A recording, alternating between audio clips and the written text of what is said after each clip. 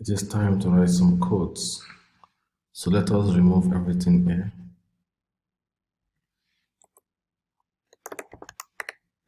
And write a function sum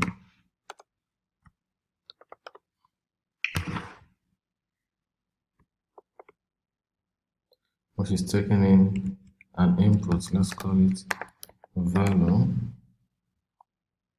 and in the definition let us echo $value, or we can return $value.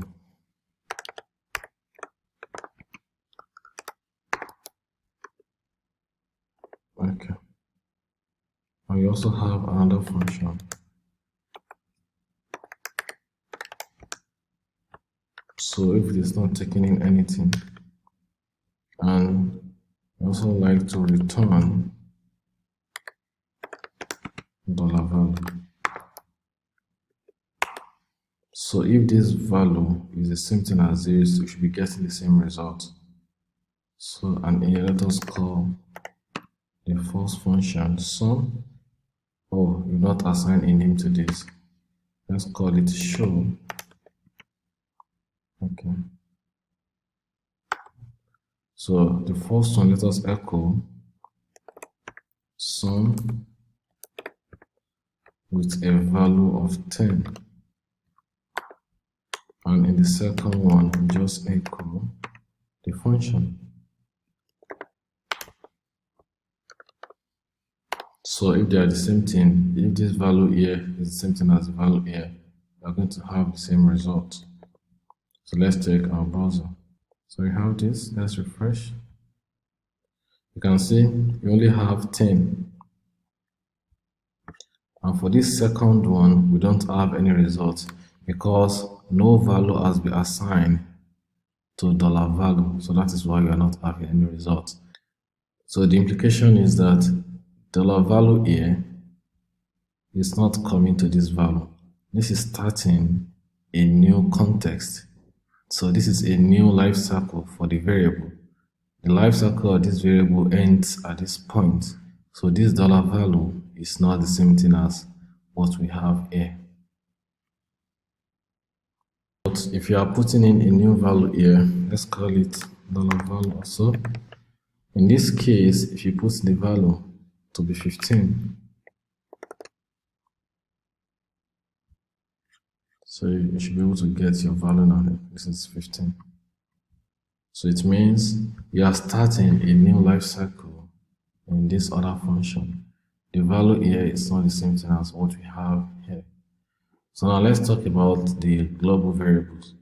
Assuming you have a variable, let's call it $variable.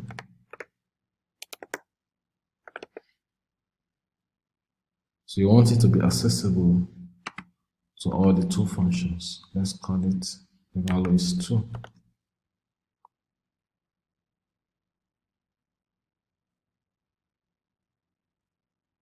First time, let us try to access this variable in this function. So let us echo the $variable.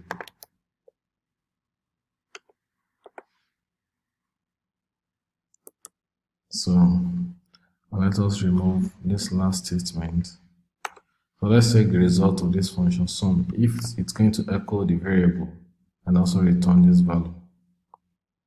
So check our browser.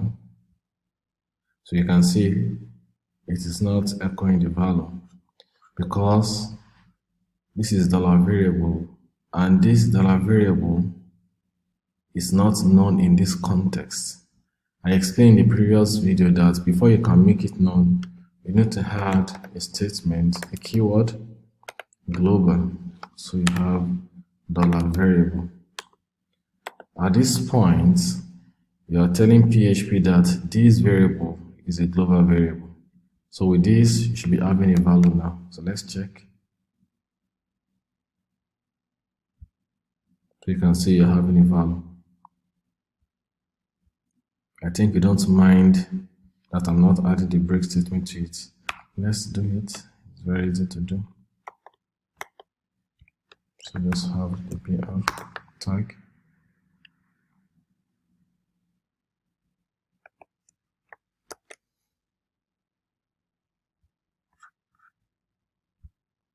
So there are two different, so you can see the variable is now accessible in the local context. I mean the context of the function. So if you want to access it here, you have to do the same thing. You have to first of all write the keyword global and put the variable name, and below it you can now call the variable. The second option is to use the array. You can use this directly. So you have the global with s this time around, and you put the name of the variable. In our case, it is variable. So you have this. Okay. So let's check our function show.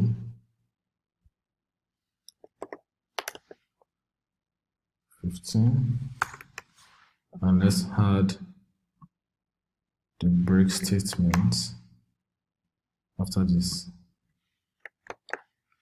So let's check our browser.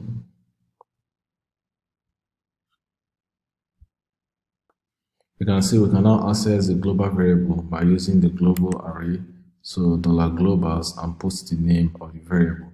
So these are the two ways of accessing a global variable in local context.